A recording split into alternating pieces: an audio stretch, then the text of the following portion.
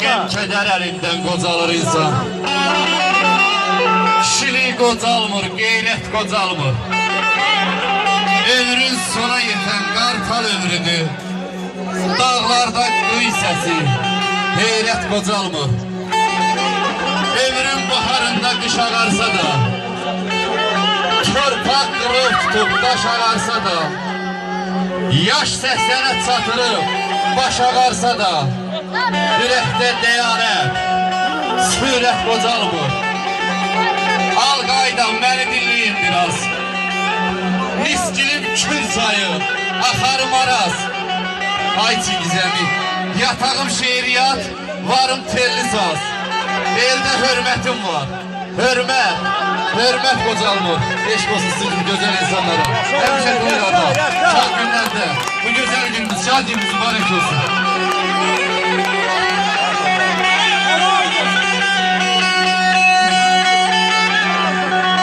Eşq pərvanəsi yar, qəm adına tabım var.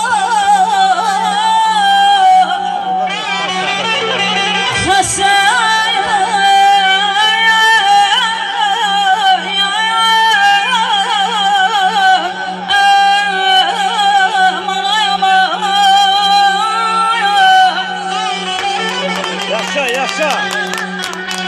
Xəstə bülbül kimi həvəsə min fəqam yoxdur.